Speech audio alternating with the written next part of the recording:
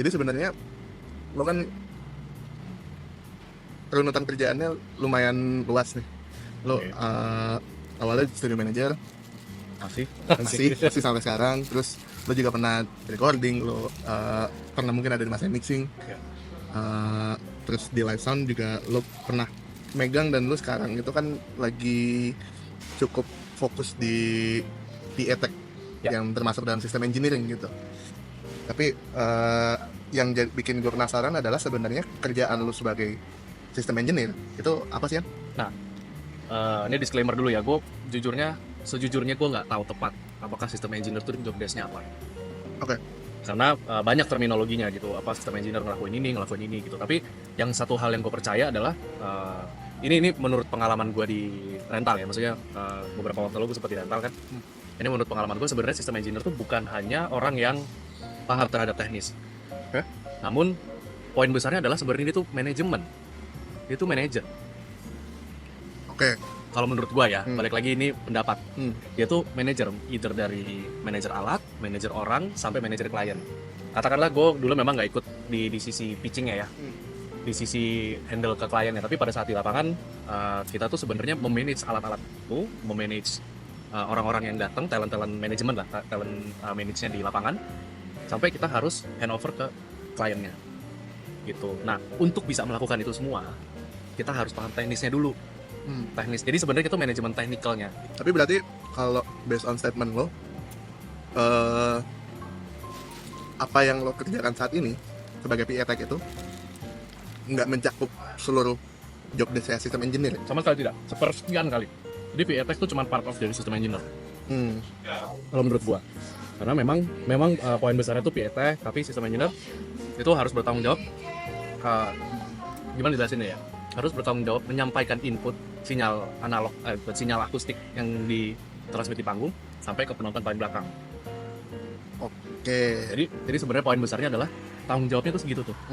Lo bisa memastikan sinyal masuk, suara yang masuk ke dalam mikrofon dengan baik, sampai ditransmisikan sampai ke penonton paling belakang, dari depan sampai belakang. Itu harus terjangkau nih coverage-nya. Nah, untuk dapat logika, sebenarnya gue pernah punya analogi gini. Jadi sebenarnya sistem engineer tuh tukang gojek, tapi gojek suara. Lu menyampaikan suara sampai titik lu paling belakang gitu. Analogi gue gitu. Ngerti nggak sih maksudnya? Bagus. Lu tukang gojek nih, lu delivery. Lu mendeliver suara dari panggung sampai ke penonton paling belakang gitu. Itu yang dulu gue pernah kepikir.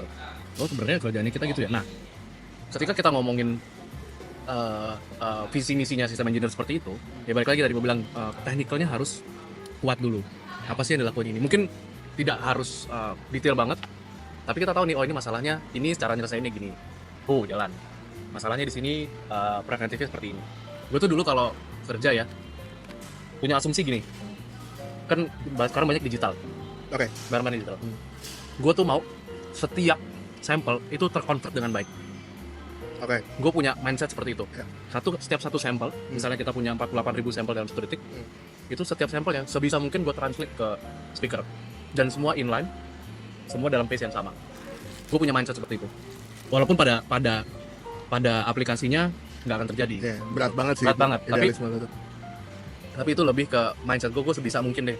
Makanya bahasanya optimalisasi. Jadi sebisa mungkin gue mengkonvert beat sampai ke suara dengan sangat baik. Semua convert ya, dari input ke konversi sampai ke PA gitu. Tapi kalau sekarang kan berarti lo mostly sebagai PA Tech. Mostly. Lo tuh dapat datanya tuh gimana sih? Data apa tuh? Maksudnya orang tuh datang ke lo, siapa yang datang ke lo dan ngasih lo brief kayak gimana? Nah, kalau dulu gue di rental memang dari manajemen ya, dari manajemen untuk ngasih tahu ini ada acara ini, disediakan sekian banyak speaker untuk pakai, areanya segini. Nah, itu kan biasanya kita download, masukin ke simulation software simple lah. Nah, yang sekarang tuh lucu sebenarnya. Yang sekarang gue lebih memilih untuk gue bisa men-service atau melayani mixing engineer. Oke. Karena kan kita tahu nih, mixing engineer sebenarnya part of the band, tapi posisinya di nonton aja gitu. Ya. Nah, kenapa gue berpikir gue bisa men-service mixing engineer ini? Karena yang punya desain, yang punya grand design-nya band itu si mixing engineer. Jadi kita harus komunikasi nih as a system engineer, bukan hanya ngelit krunya, tapi dia juga harus bisa memberikan solusi kepada mixing engineer. Jadi mixing engineer-nya punya masalah apa, sebisa mungkin kita solve, dan punya visi juga seperti apa, kita bantu solve gitu. Jadi komunikasi antar dua ini tuh sangat penting, gitu intinya. I see. Tapi berarti secara hierarki lo itu di bawahnya FO engineer, berarti mixing engineer. Pada saat show iya. Pada saat show gue apapun yang mixing engineer pengen, gue sebisa mungkin bisa harus lakuin. Mixing engineer ataupun produksi gitu ya. Misalnya produksi minta kencengan atau kurang kenceng gitu. Sebisa mungkin selama tidak merusak barang gue akan lakuin. Tapi kalau permintaan yang menimbulkan resiko, gue akan jelasin kenapa resikonya kenapa. Resikonya apa, kenapa tidak bisa melakukan ini. Tapi tetap ketok palunya di mixing engineer loh waktu itu. Sebenarnya ya. Jadi Apakah dia berkenan melakukan ini itu mixing engineer. Kan balik lagi, kita kan deliver. Ngerti gak sih, maksudnya kita pembawa gelombang dari penyanyi sampai ke penonton. Nah, yang ngedesain gelombangnya itu kan mixing engineer. Gitu. Anything they want, sebisa mungkin kita deliver. Mau, let's say, ya gue sama lu pernah kerja bareng di acara salah satu festival yang main orang Jepang, kita bisa notice kan? Jepang tuh ternyata, let's say mid high-nya over ya di kuping kita. Kan kuping dia enggak. Tapi kan as a system engineer nggak bisa komplain itu. Tidak bisa melakukan komplain seperti itu. Ya mereka mixingnya begitu. Bahkan sekarang ada beberapa riders yang naruh target curve di dalam ininya. Oh ya? Ada. Itu udah bagus banget. Jadi kita ketika system engineer dapat, lihat target curve-nya, oh maunya kayak gini. Oke, selesai. Gas. Kejar target curve-nya di lapangan. Terus tinggal pada saat turnover kita report aja. Ini target curve yang gue kasih. Ini yang gue bikin barusan. Ya mungkin nggak sama persis, tapi apa ada yang mau dikoreksi apa enggak gitu. Tapi berarti dengan pola pikir kayak gitu, seorang FO engineer itu berarti baiknya mempunyai desain atau pengetahuan tentang PM. Slightly oke. Nggak ada masalah, maksudnya untuk tahu knowledge itu oke. Tapi mungkin kalau dia ngerjain semua mungkin dia pusing kali ya. Jadi kita bisa bagi-bagi job desk lagi. Takut kan dia udah pusing dengan pusing dengan kreatifnya. Jadi fungsinya tuh si FOH engineer atau mixing engineer buat FOH, dia akan fokus buat kreatifnya. Sedangkan gue ini system engineer fokusnya ke koreksinya gitu. Gue kreatif tapi less banget lah. Less banget, jauh lebih sedikit kuantiti daripada FOH engineer. Tapi berarti sekarang yang klien lo itu adalah band kah atau rental kah? Ada rental. Kalau rental kita template, maksudnya ini rental kerjanya gini. Ini sekarang baru pertama kali ada band yang request. Oke. Baru pertama kali band request, dulu yang saya setup. Gitu. Kalau band Indo ya, bukan band luar ya. Kalau rental kan gue kebayang, gue kan juga di rental. Jadi gue bisa ngasih lo ini spek yang gue keluarin, lo tolong desain sebisa lo dari barang-barang ini. Kalau misalkan ada yang masih dikoreksi atau apa, lo kabarin gue gitu. Tapi kalau dari band gimana ya? Nah, kalau dari band, ini agak susah sih ceritanya. Gimana dong? Kan dari DSS tuh. Oke. Mixing engineer-nya Agi. Jadi barangnya barang dia juga. Barangnya barang Agi. Jadi Agi itu minta gua buat sistem desain buat India tanggal 7 Juni besok. Oke. Nah, obrolannya simpel. Gua nggak tahu band India saat itu. Gua tidak ngikutin itu band India, tapi gua harus tahu band India aja. Nah, gua nanya, Gi, band India tuh ininya mau seperti apa? Goalnya mau seperti apa? Apa masalah lu selama ini? Gitu kan? Gua tuh suka nanya masalah lu di lapangan yang berlebihan apa? Gitu. Gua suka nanya kayak gitu. Yeah. Menurut dia gini, Yan, India tuh nggak perlu lo banyak-banyak, tapi lo-nya harus di semua tempat. Oke. Terus apa solusi yang bisa gue kasih ke Agi? Gi, pertanyaan berikutnya, oke, kalau itu mau lo. Pertanyaan berikutnya karena gue dari band dan rentalnya sekaligus Agi, gue tanya, Gi, available box-nya berapa? Gue nggak mungkin desain tanpa ada limitasi kan? Masa gue unlimited gue? Bayangan gue, ternyata unlimited. Pokoknya lo kasih tahu aja ya berapa. Nah, sebenarnya ada diskusi yang baik terjadi gue sama Agi waktu itu.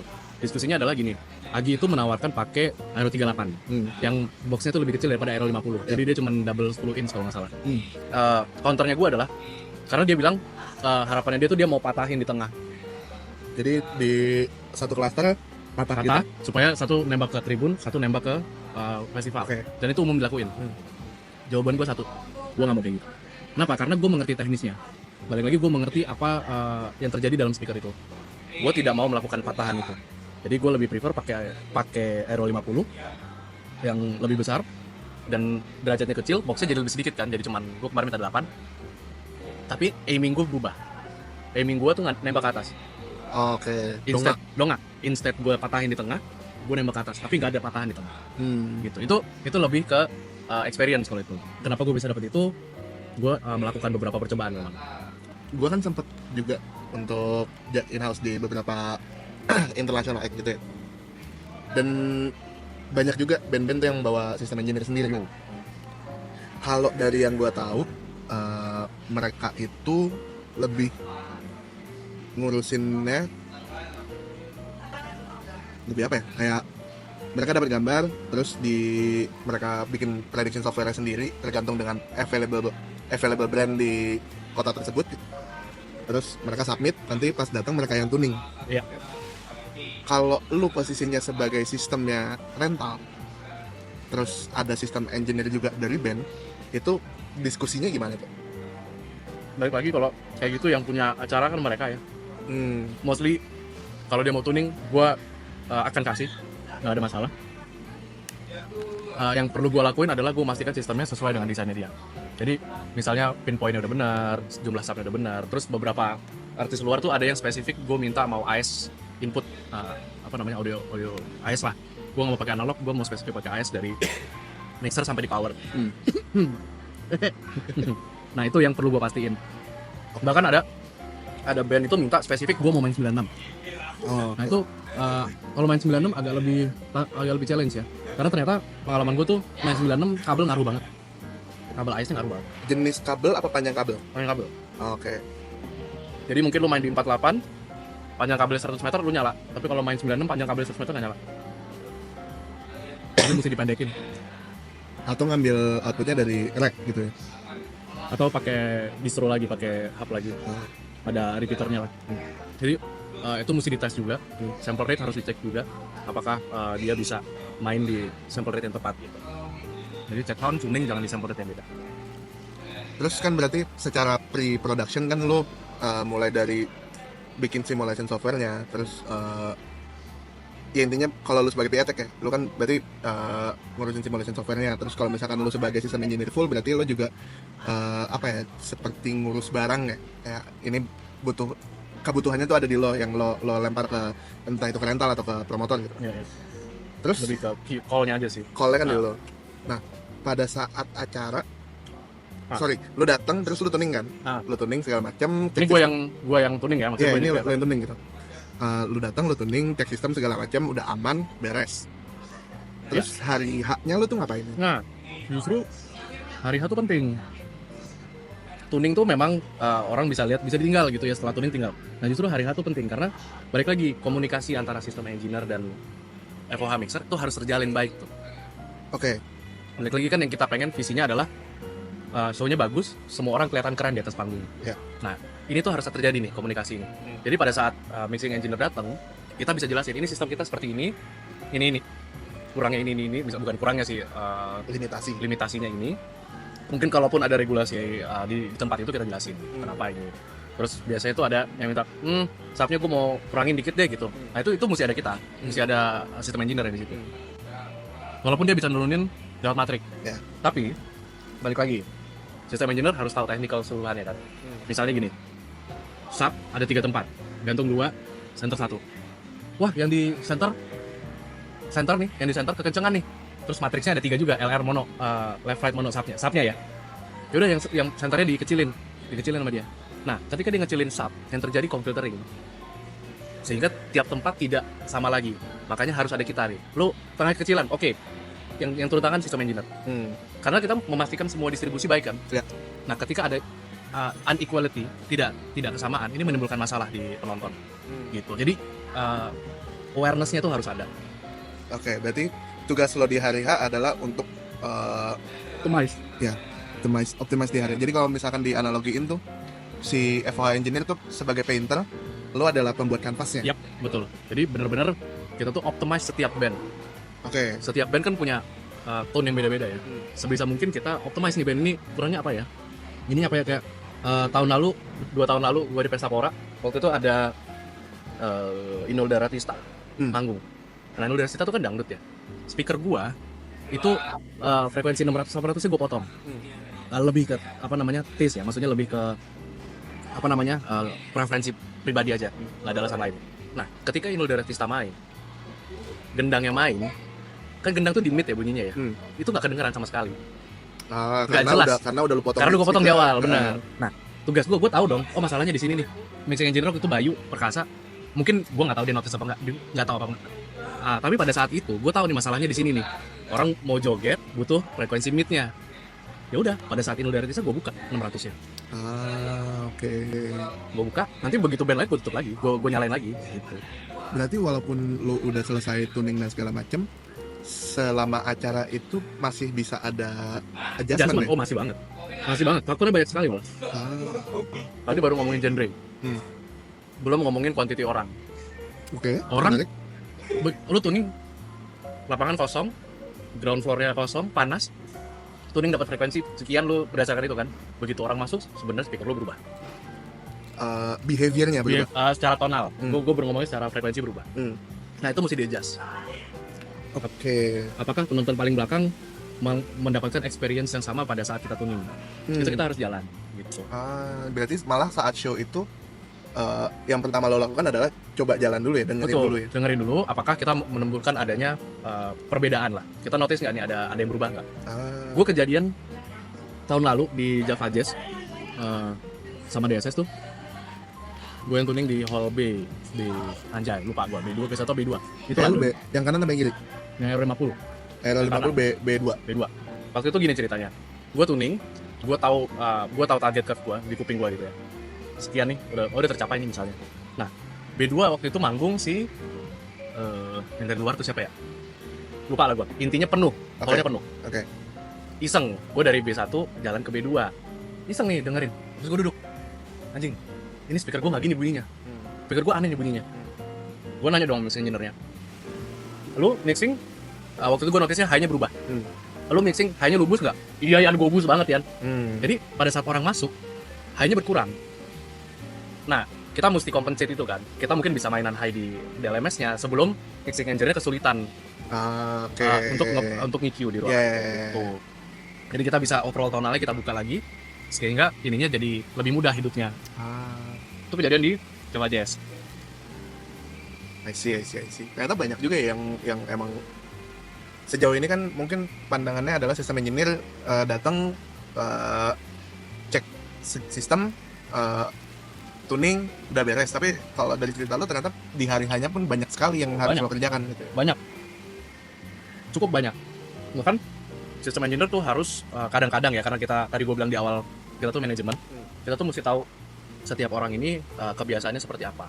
Akankah dia melakukan hal-hal ini? Misalnya, gue pertama kali dulu kerja di rental, yang gue lihat adalah power itu kan ada inflow, ada outflow. Oke, ada udaranya, ada inflow, ada outflow. Yang terjadi adalah outflow-nya buangannya ditiup lagi pakai angin. Nah, itu mengakibatkan powernya jadi tidak ada circulation-nya bagus kan. Temperaturnya naik. Temperatur naik, yang terjadi ya either barang itu mati atau barang itu rusak. Nah, sistem engineer juga mesti bisa ngeliat itu. Sekarang sih ya power udah ada power tier atas. Power tier atas udah ada temperaturnya gitu, udah ada sensor-sensornya lah. Nah, itu juga mesti diperhatikan kalau kita main di siang hari, apakah powernya kepanasan apa enggak. Oke, berarti ada monitoring juga ya tugas lo? Ada monitoring juga.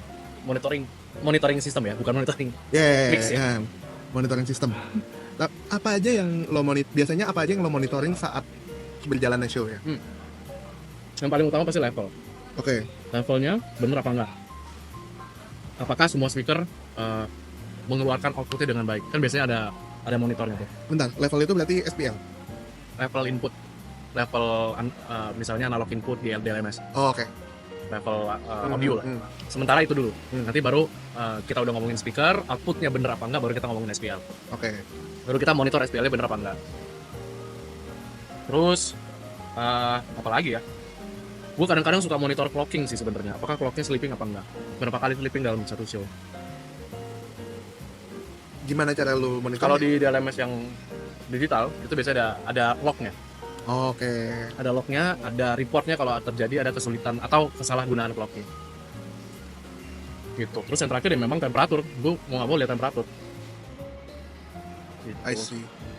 Berarti gue tuh sempet suka lihat kalau bule-bule tuh bawa kayak termometer tapi yang ada hygrometernya juga tuh. Ya.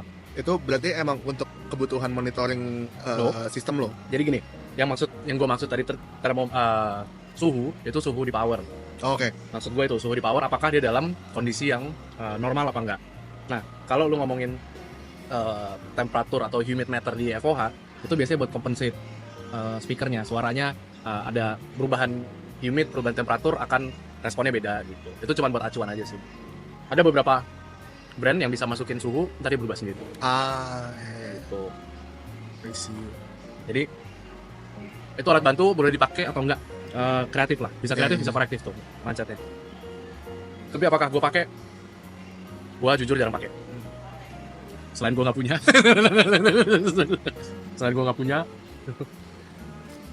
I see. Berarti secara global pekerjaan lo itu secara global kalau sebagai system engineer itu udah ngikutin dari pre-pro-nya, ya. Dari mulai bikin simulation-nya, dari mulai konfirmasi kebutuhan barang gitu ya. Yep. Terus di loading juga ikut untuk ngecek angle dan tuning. Terus di acara lu monitoring dan ya monitoring lah, lu keluar jalan-jalan kan lu sebenarnya monitoring the speaker kan. Makes the performer looks great. Kalau post show-nya ada yang lo lakukan? Nggak, post show gue relatif cuman biasanya post show gue cuman cek kesehatan speaker aja. Jadi after show balik lagi gue pakai brand yang bisa ngecek kesehatan speaker. Gue bisa ngecek speakernya dalam kondisi baik atau enggak setelah show. Jadi apabila mau dipakai ke show berikutnya, gue bisa bilang speaker ini baik atau speaker ini dalam kondisinya ini kayaknya ada yang masalah di speakernya. Jadi bisa dibawa gudang balik. Bisa ditunjukin nomor sekian balik gudang gitu. Oke. Lebih ke apa sih nyebutnya? Health. Tapi ada nggak sih kan kondisi seperti apa atau faktor yang seperti apa yang membuat kerjaan lo sulit? Enggak sih, kalau sistem relatif workflow kerjanya hampir sama untuk semua tempat. Yang bikin susah biasanya dimensi ruangan aja sih. Misalnya dimensi ruangannya berbeda sama simulasinya. Atau speakernya posisi gantungnya beda. Atau sistemnya ternyata underpower gitu. Ternyata underpower itu agak unik tuh. Gimana ceritanya sebuah sistem yang udah lo desain tiba-tiba underpower? Ya, budget. Enggak. Maksudnya gue nggak bisa bilang underpower sih. Mungkin tidak efisien aja gitu penempatannya, bisa dari facingnya. Berarti karena perubahan yang terjadi dan lo misalkan pas lo datang lo baru tahu gitu. Ya. Ini berubah ya. Ini berubah gitu. Jadi sesuatu yang berubah tidak sesuai dengan simulasinya mungkin akan takes time lebih lama. Sama waktu ya. Biasanya tuh kita sistem engineer sukanya dikebut-kebut. Karena udah pengen bunyi, udah naik kan, biasanya kan udah naik nih. Speaker udah naik nih. Kapan bunyi? Lagi makan. Sabar ya. Gitu. Jadi kejar-kejar buat tuning, buat selesai. Makanya terkadang gue harus punya strategi buat tuning gitu. Gue di kepala tuh harus udah ada strategi tuning, apa yang harus dilakukan, apa bare minimumnya seperti apa, sampai maksimumnya seperti apa. Karena gue akan komunikasi, gue punya waktu berapa lama buat tuning. Kalau misalnya lu sampai biasanya kita mulai malam kan kalau tuning tuh. Lu dari jam 6 sampai jam 9 ya, oke. Nah, gue sebisa mungkin dalam time frame itu bisa selesai. Jadi untuk mengoptimalkan sebuah sistem, lo harus punya plan yang optimal juga. Lo mesti punya tuning strategis. Susah nggak sih yang tuningnya? Enggak. Menurut gue enggak. Yang susah lebih ke analisisnya, gimana lo bisa mentranslate maunya mixing engineer, terus lo translate ke dalam device lo atau speaker lo. Jadi translasinya yang perlu latihan. Tapi kalau teknisnya mah baca grafik gitu-gitu aja sih. Tapi kemampuan translasi orang yang beda-beda. Oke. Ya, berarti mungkin kalau gue bisa tarik skill dari diskusi kita tuh yang skill yang dibutuhkan oleh seorang system engineer, berarti yang paling utama komunikasi. Betul. Karena kalian kan akan berkomunikasi dengan kru, kalian berkomunikasi dengan mixing engineer gitu. Ya. Dan yang kedua adalah Manajemen skill. manajemen skill. Udah. Untuk memanage. Tapi ada yang ketiga ya. Kalau menurut gua, kalau misalkan dari apa yang lo ceritain, yang sulit itu kan masalah translate. Mentranslate apa yang diinginkan oleh si mixing engineer ke device yang lo punya. Tapi kalau lo nggak punya pengalaman sebagai mixing engineer, Betul. itu akan susah. Betul. Ya, beruntungnya gue pernah ngalamin jadi mixing engineer, gue pernah recording. Jadi somehow, maksudnya gue nggak bilang tepat banget, somehow gue tahu nih goalnya si mixing engineer arahnya mau ke sini. Tapi balik lagi itu guts kan, maksudnya gue nggak ada data, nggak ada apa. Tapi gue pernah ngelakuin itu, cuman kebetulan yang jadi correction personnya itu gue gitu. Jadi ya itu, translasinya beda. Nggak bisa semena-mena cuman, ya gue sistem engineer tuning, dah. Tapi on the fly, kita mesti make more adjustment. Ya. Nah itu butuh Ya, technical skill lah. Butuh paling nggak at least lo punya basic knowledge-nya dulu gitu loh. Dan semua lini ya, basic knowledge semua lini. Lo punya mungkin dari musisi, lo punya basic knowledge musisi, basic knowledge kru, basic knowledge monitor engineer, basic knowledge RF engineer, basic knowledge speaker, basic knowledge FOH tech, basic knowledge timecode, SMT gitu. Nggak harus dalam, tapi lo tahu basic knowledge-nya, sehingga semua bisa smooth jalannya. Setidaknya lo tahu preventifnya gimana gitu. Ini possible masalah pasti terjadi. Kalau di lapangan kan pasti kita ada ketemu berbagai macam masalah kan, tapi cara preventnya itu gimana gitu. Itu mesti datang dari sistem engineer sebagai orang yang mungkin punya wawasan teknikalnya paling kuat. Mungkin gue nggak bilang harus, tapi mungkin paling kuat. Tapi dia mesti bisa memberikan solusi ke tim krunya sebelum terjadi masalah. Kuat itu as in dengan multidisiplin kan, Ya, bukan berarti dia dalam di semua hal. Multidisiplin. Jadi basic. Makanya tadi gue bilang di awal sebenarnya manajerial ini. Yeah. Kerjaan ini manajer gitu. I see. Bukan the most skilled person enggak, tapi ini manage. Lo bisa manage knowledge lo sesuai dengan kebutuhan orang-orangnya. Karena kalau di lapangan kan misalnya gue sistem engineer nih, monitor engineer ada lagi orangnya. FOH engineer in-house ada lagi orangnya. Gitu. Nah ini tapi hanya bisa di-achieve dengan produksian yang cukup besar ya. Gitu. Kalau produksian kecil ya lu mesti handle semua. Gue pernah kok pegang satu acara, gue sistem engineer juga, gue FOH engineer juga. Jadi yang teman-teman lakuin gitu ya, itu gue juga pernah lakuin. Jadi terjadi. Sampai angkat-angkat itu juga umum lah terjadi. Nah, kalau udah bukan levelnya sih, di produksian besar itu lebih ada pos-posnya, bahasanya baik.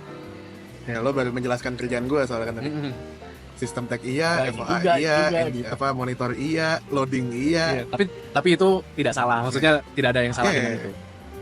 Gua hanya memberikan informasi bahwa ketika produksian besar itu setiap pos ada yang tanggung jawab. Nah kita tuh manage itu semua. Sistem engineer tuh manage. Sampai kabel. Untungnya loading enggak sih. Loading ada lagi mikirin. Tantangan terbesar bagi seorang sistem engineer itu apa ya? Nih, sistem engineer itu sebenarnya salah satu profesi yang mungkin di Indonesia masih sedikit gitu orangnya. Jadi kalau menurut gue tantangan terbesarnya adalah getting the knowledge. Karena banyak banget info-info di luar sana tentang sistem engineering. Jadi kita harus pintar memilah informasi-informasi. Karena kita mungkin bisa ngelakuin cara ini, tapi di brand lain tidak bisa. Gitu. Nah itu mesti wise lah ngerjain. Jadi mungkin tantangan terbesar sebagai system engineer adalah getting the knowledge buat gua. Makanya gua sekarang begitu dapat gitu gak sebarin. Karena gua ya mungkin karena basic gua pengajar gitu ya, gua senang membagikan apa yang gua tahu gitu. Gua senang membagikan yang gua pahamin. Gua belum nggak janji, gua nggak yakin itu bener juga, tapi setidaknya ketika gua utarain gua ada bahan diskusi nih. Misalnya gua ngomong sama lu nih, mungkin pemikiran gua saat ini itu salah, gua baru tahu 2 tahun kemudian. Tapi gue pernah ngomong sama lu kan, oh gue pernah ngomong ini nih, terus gue 2 tahun kemudian koreksi gitu. Oh gue ternyata melakukan ini salah. Tapi kalau gue keep, gue 2 tahun lagi masih salah gitu. Tapi kalau gue nggak ngomong, gue pasti ada koreksinya. Gue senang melakukan itu.